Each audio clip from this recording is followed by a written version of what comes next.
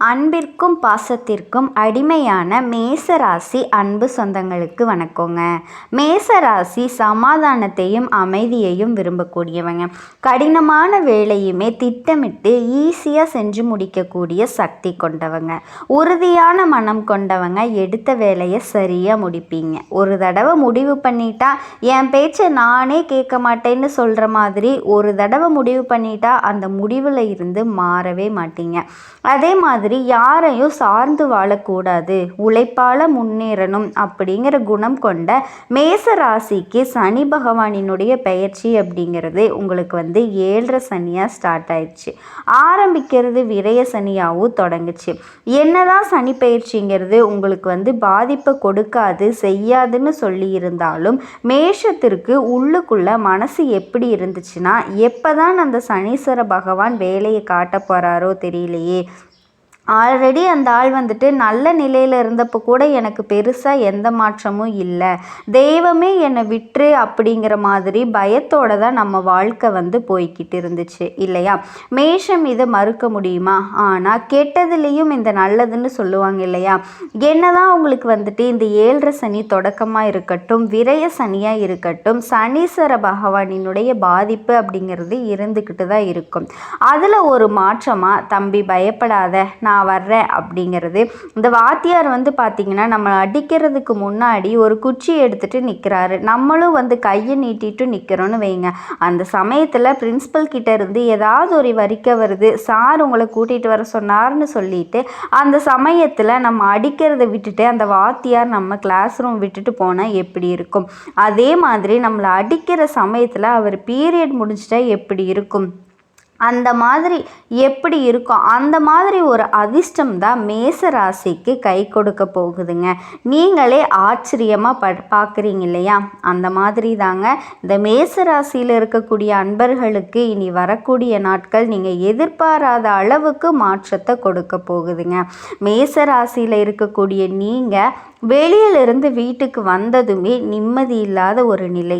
உங்களுக்கு இல்லத்துக்குள்ளே நுழைஞ்சதுக்கு அப்புறம்தான் பல யோசனைகள் தோன்றிக்கிட்டே இருக்கும். கடந்த காலத்தை பற்றியே நிறைய சிந்திச்சு யோசிச்சு உங்களோட உடல் ஆரோக்கியத்தை தினமும் நீங்களே அழிச்சிக்கிட்டு இருக்கிறீங்க.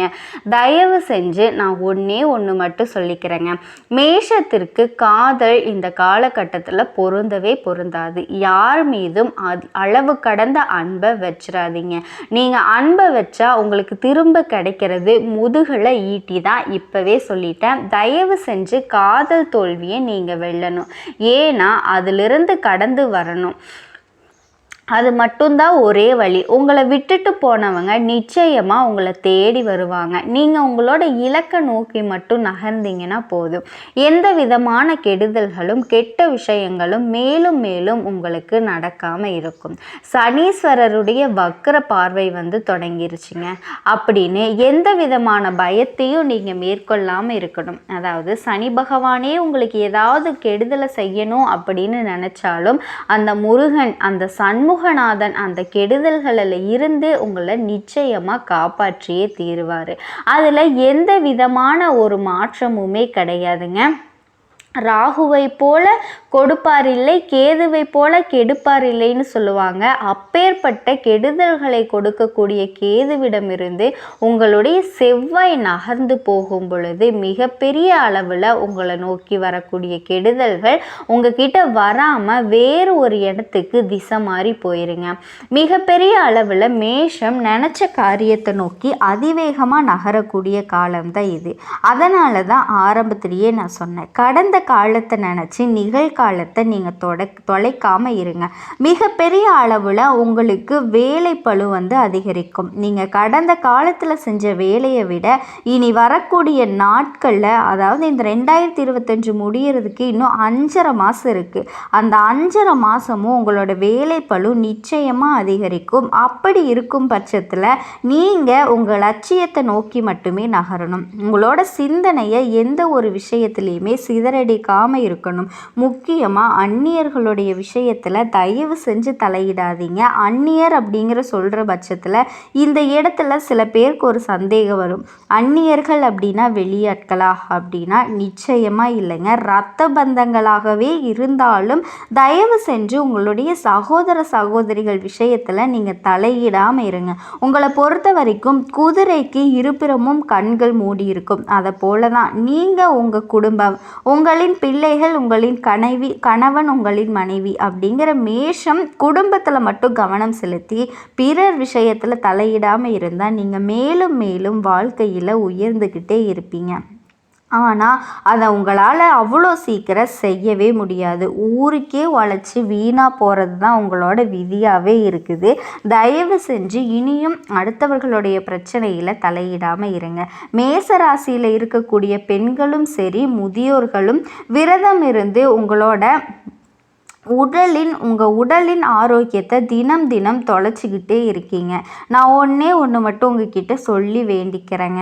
எந்த தெய்வமுமே உங்களோட உடலை வருத்திக்கிட்டு நீங்கள் விரதம் இருக்கணும் அப்படின்னு சொல்லவே இல்லை. தயவு செஞ்சு நீங்கள் உடல் ரீதியாக தியாகம் செய்யக்கூடிய அத்தனை விஷயத்தையும் இனி தியாகம் செய்யாமல் இருங்க.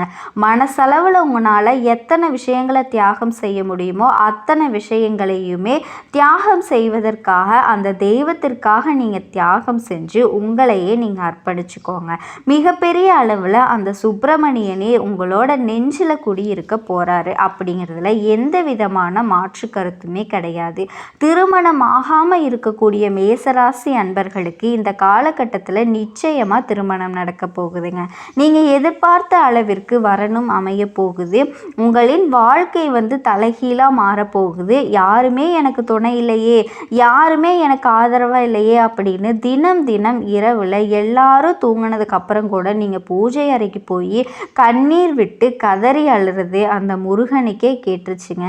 மிகப்பெரிய அளவில் 500 வருடங்களுக்கு முன்பே அருணகிரிநாதர் சொன்ன வாசகம் அப்படிங்கிறது இன்னைக்கு உங்களை தேடி வந்திருக்கு. அதாவது, எம் தாயும் எனக்கு அருள் தந்தையும் நீ சிந்தா குலமானவை தீர்த்து எனையால் கந்தா கதிர்வேலா உமையாள் மைந்தா குமரா மறைநாயகனே அப்படின்னு அன்னைக்கே சொல்லிட்டாரு. அதற்கான அர்த்தம் என்னன்னா, இந்த ஜகத்தில் யாருமே எனக்கு துணை இல்லை அப்படின்னு நினச்சி வருந்தக்கூடிய நெஞ்சத்துக்கு தாயாகவும் தந்தையாகவும் அந்த முருகன் இருந்து அனுதினமும் காத்து ரட்சிப்பான் அப்படிங்கிறது தாங்க. மிகப்பெரிய அளவில் கந்த கடவுள் உங்களை சொந்த கடவுளாக மாற்றக்கூடிய காலமும் நேரமும் கணிஞ்சு வந்தாச்சு. நீங்கள் இனியும் எந்தவித கவலையும் கொள்ளாமல் வாழ்க்கையில் படிப்படியாக முன்னேறதுக்கான செயல்களை மட்டும் செஞ்சுக்கிட்டு இருந்தாவே போதுங்க. வேற எந்த ஒரு விஷயமுமே தேவையே இல்லை. முழுக்கவே நீங்கள் எதிர்பார்த்த தொகை கைக்கு வந்துக்கிட்டே இருக்குங்க. திருமணம், சீமந்தம், கிரக பிரவேசம் இந்த மாதிரி சுப நிகழ்ச்சிகள் வீட்டில் நடக்கும். வீடு களை கட்டும். எல்லா வகைகள்லேயும் நன்மைகள் வந்து சேருங்க. ஒரே நாளில் கூட 2-3 வேலையை பார்க்கக்கூடிய ஒரு சூழல் கூட உருவாகுங்க. ரொம்ப பிஸியாக இருப்பீங்க. ரொம்ப சுறுசுறுப்பாக வலம் வருவீங்க. குழப்பங்கள் இல்லாத தெளிவு கிடைக்கும். உடன்பிறப்புகள் வழியில் உங்களுக்கு இருந்த சங்கடங்கள் மறையும். முக்கிய கோப்புகளை கையாளும் போது மட்டும் கொஞ்சம் அலட்சியம் காட்டாமல் கவனமாக வச்சுக்கோங்க. அடுத்து, வியாபாரிகளை பொறுத்த வரைக்கும் இரவு பகலாக உழைச்சி ஆதாயம் பெறுவீங்க. உங்களுடைய தொலைநோக்கு சிந்தனையின் காரணமாக தொழிலில் லாபம் பார்ப்பீங்க. உத்தியோகத்தில் இருக்கவங்களுக்கு உங்களை எப்பாடுபட்டாவது குறை கூறிக்கிட்டே இருப்பாங்க. உங்களுக்கு இருந்த மேலதிகாரிகள் மாற்றப்படுவாங்க. உங்களுடைய திறமைகளை வெளிப்படுத்துறதுக்கான வாய்ப்புகள் அமையும். இது புது வருஷம் அப்படிங்கிறதுனால உங்களுக்கு 9வது ராசியில் தாங்க பிறக்குது. இதனால் பணவரவு தாராளமாக இருக்குங்க.